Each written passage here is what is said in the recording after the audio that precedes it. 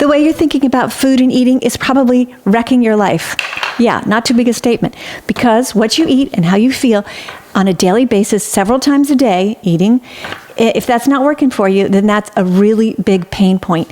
And so many of us, including me, live that way for years. And we don't understand that there's a way out, because the way out doesn't cost a lot of money, and it isn't advertised because there's not so many ancillary products that go with it, okay? But I'm here teaching you intuitive eating. And in case you go, intuitive eating, oh, that's where people just give up. No, it's not. My view of intuitive eating, I call it building your healthy, thin mentality. And it is all about getting back in touch with your mother-driven instinct to eat and not eat. And how when you embrace that, all of a sudden, everything gets easier. It's like, when you're on a bike and the gears are wrong and it's like still hard to pedal and you can't, okay, when the gears go back and sync, everything's easier. And I promise, I know you're thinking, you're going, well, okay, but that's just not for me. I could never be an intuitive eater. I wouldn't even know how. Well, I know you don't know how. That's why I'm here, to help show you how. I learned how to do this by modeling the behavior of someone in my life, which I talk about all the time. So I don't want to, you guys who are here again, I don't want to bore you with that. But there's plenty of videos on that, and how I learned to become an intuitive eater. And this was in the year 2000, after being a dieter for 25 years. And I promise, life is way better here. And I'm sorry you don't already know about all this, but it's never too late.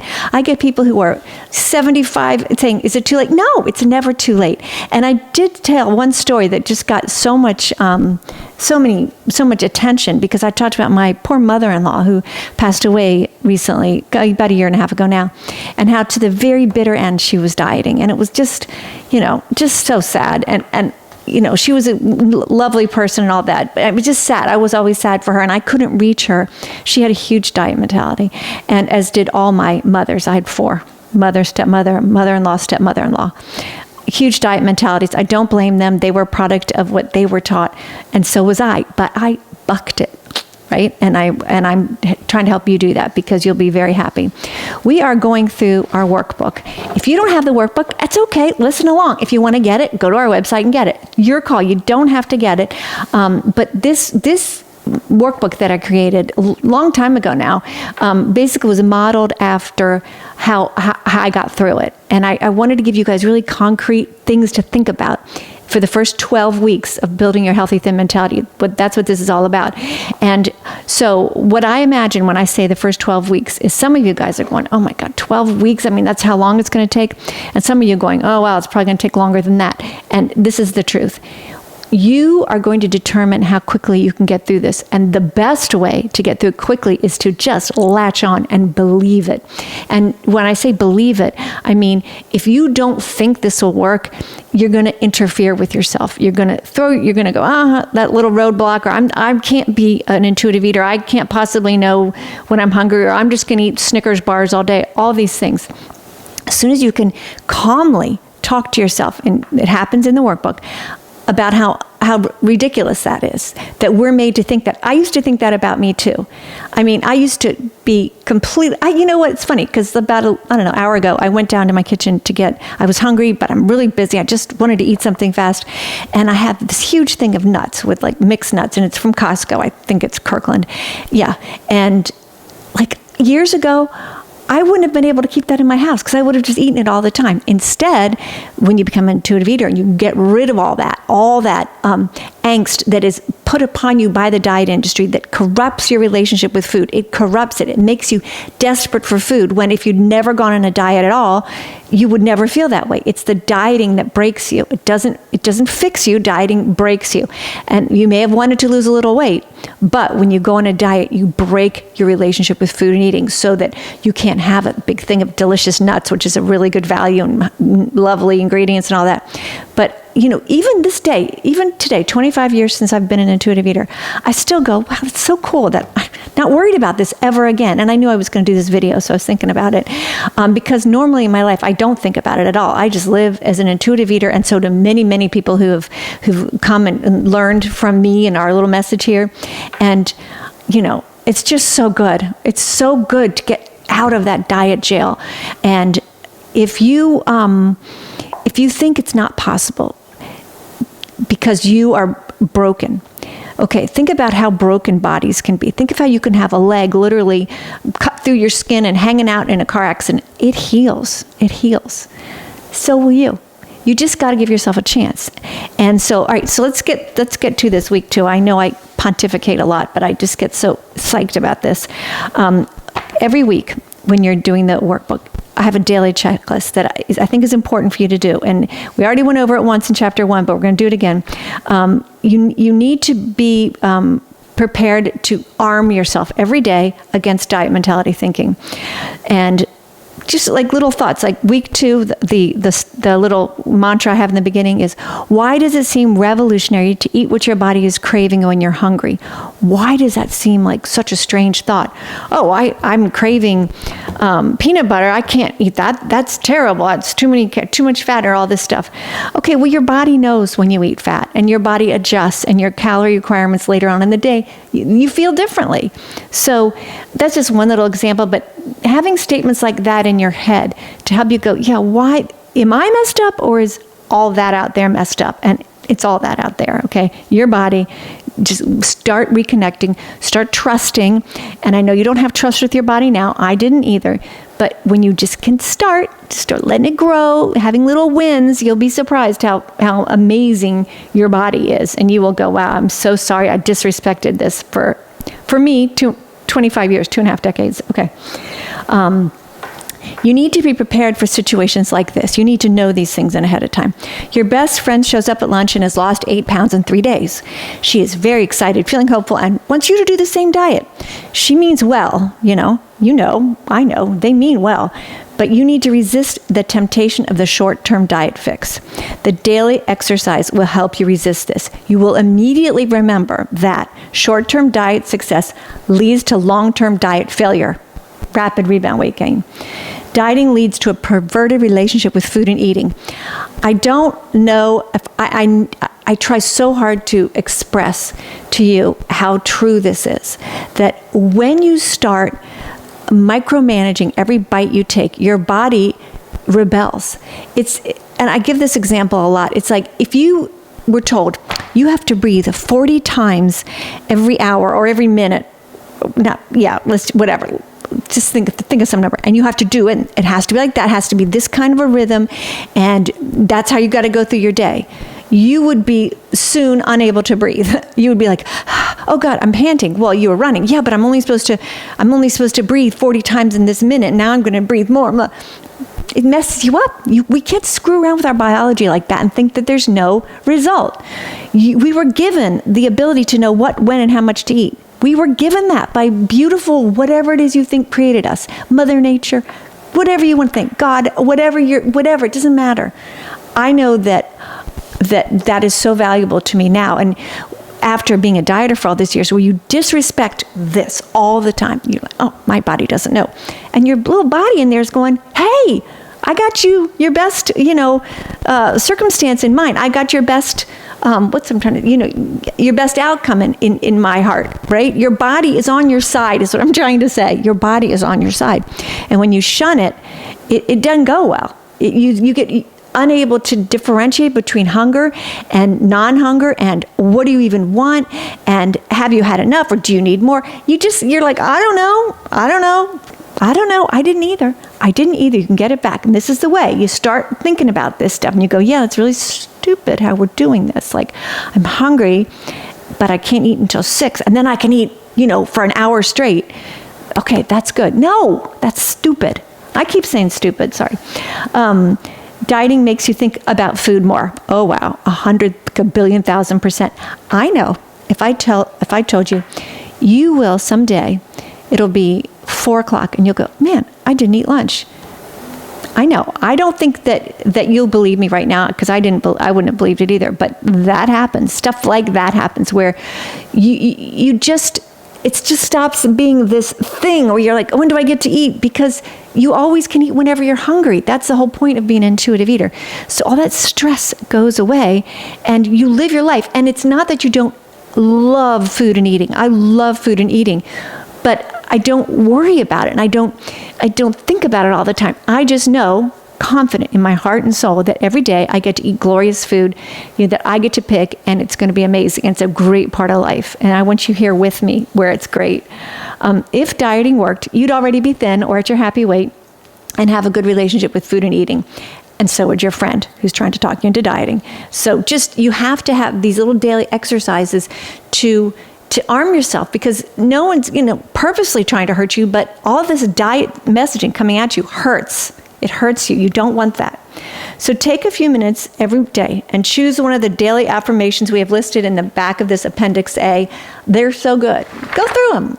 Make friends with the ones that hit you the best, and talk that to yourself, or write it down, put it in your phone, put it on your mirror, and go, yeah, because you're making a very big transition to go from diet culture to your, healthy, thin mentality. It's a very, very, very big transition, and you don't want to underestimate that.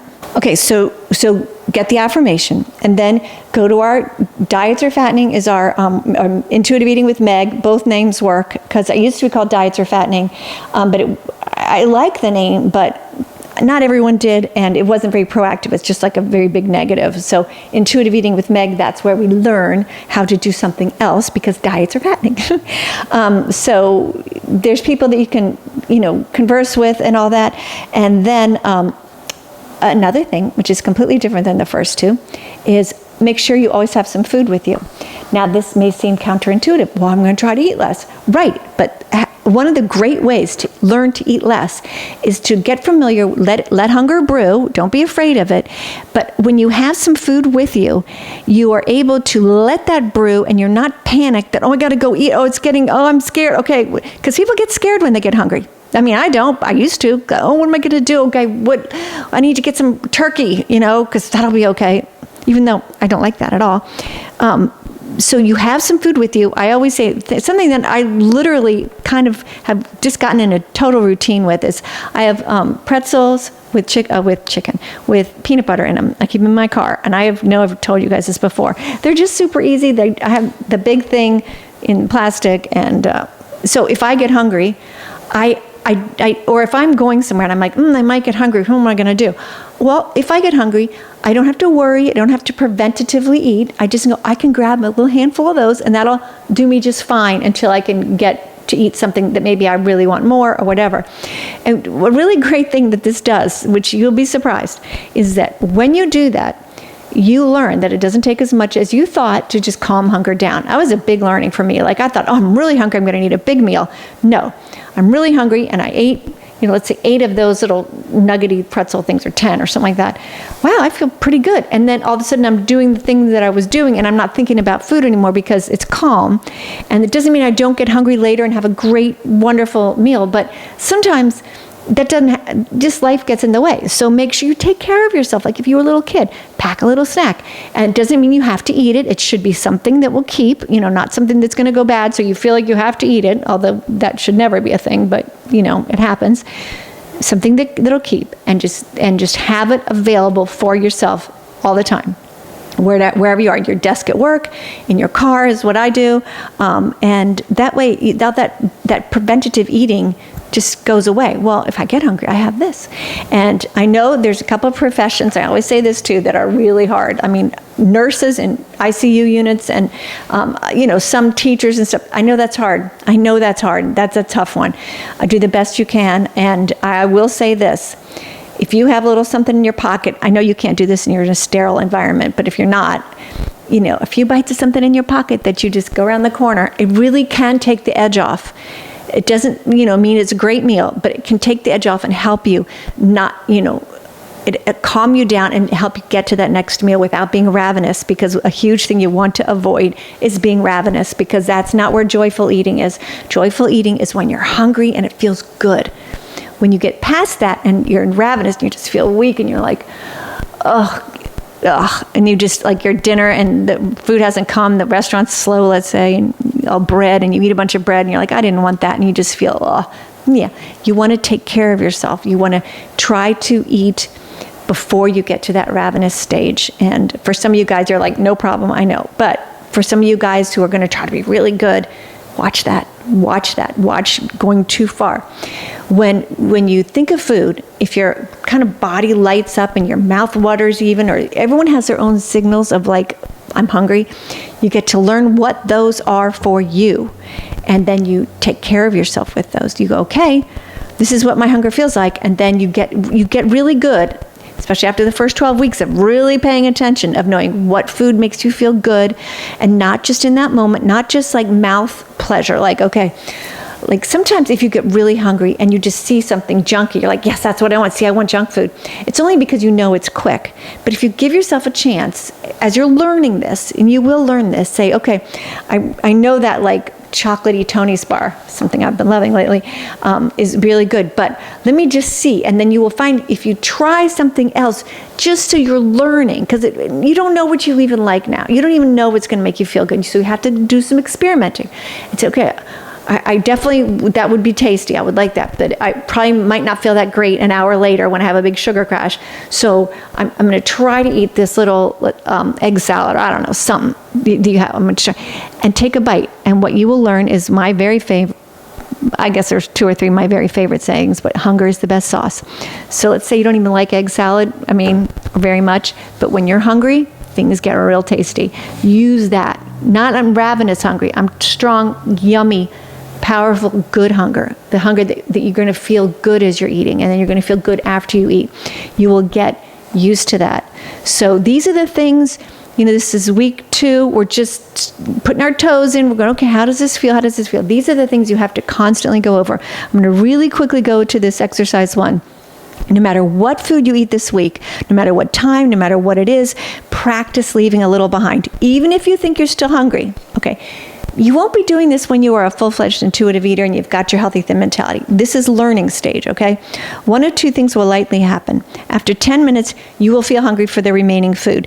You may even need more food than was on your plate to calm that hunger. But you have to give your body a chance to say, oh, I thought I still needed more, but I just waited 10 minutes, 5 minutes, whatever. I gave myself a little break and I felt a little different. Or you might say, no, that hunger, that's a strong hunger, and now I know what that feels like, and so then you'll recognize that you did need it, all right? You're relearning your signals. You realize that you can, so 1 is that you realize you needed more. 2 is that you realize that you can get on with your day without finishing those last few bites, okay? Don't get all stressed, like, oh, she's telling me not to eat. No, I'm telling you not to eat when your hunger has slipped away. And it feels weird at first because we're not used to even paying any attention. It's weird at first, but you'll get better at it and you'll go, okay, well, that's reasonable. I was really hungry and I ate this grilled chicken sandwich and had watermelon on the side and a couple tater tots or something, but I didn't need the whole thing, but I really loved it. And I'm going to take some of this home and maybe I'll have it later or maybe I won't. I don't know. It depends how I feel. It depends what my body's asking for. And you'll learn that calmness, that no fear of hunger, because it's that fear of hunger that gets us. And let's imagine why fearing hunger would be so strong. Because we die in the old days, if you don't have food. So being scared of hunger was a good thing, because then you got out and busted yourself and plowed a field, or you got an animal to eat or whatever. You worked hard. So if we didn't have that, we wouldn't even be here. So don't be mad that your body gets hungry and it's strong and it's insistent. Don't be mad at that. It's, there's my hunger. I love my hunger, because when I'm hungry, I get to eat and it's going to be amazing. Love your hunger. As long as you can afford food, I got to always say that. We're lucky. If you're out there watching this, hopefully you got money to buy food and, a nice little variety. And by the way, eating as an intuitive eater is quite less expensive than eating as a dieter. I mean, it's way less, at least for me. So anyway, the point of this exercise is to realize that a serving size is just a suggestion. So, you imagine you go to a restaurant, the chef doesn't know you. She doesn't know what you need. So it's just a suggestion. That doesn't mean you eat the whole thing. That doesn't mean it's enough. It's your body, you. How do I feel? Am I hungry? Could I delay eating more until hunger comes back? These are the kind of things that should percolate your mind all the time when you're eating. And it is a task at first, but once you get the hang of it, you're done for the rest of your life. You just are an intuitive eater. You wouldn't dream of eating without hunger because you have experienced eating with hunger, and you know that's way better. And when you get that scarcity mindset that a diet breeds, and you know scarcity mindsets are scary. You know, like when the storms come and everyone goes to the grocery store and takes all the, you know, paper towels and stuff and toilet paper, all that scarcity, and makes us behave stupidly. Okay, so does dieting, which is the same thing. It's the same principle. We are human beings. Scarcity is a problem for us. We worry and we act, and we don't need to. Okay, so we are leaving on page 34. So when we come back next time, we'll be on page 34. And hey, if you want to get the workbook, or there's an online course, and I always want to say, if somebody wants the online course and cannot afford it, let me know, okay?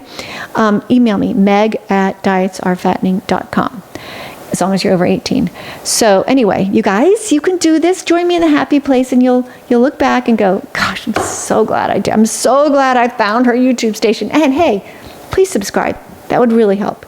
Trying to get this message out here. I've been doing this for years and have very few followers, but I'm going to keep trying because the people that I do help appreciate it. So I'm going to stick around, okay? I will see you soon. Again, please subscribe, like, comment. Comments are great, really help me. I know I can't answer them all, but I'm working on that. I'm working on figuring out a way to do that better, okay? All right, have a great rest of your day. Eat when you're hungry. Delay eating more until hunger comes back. It is that simple.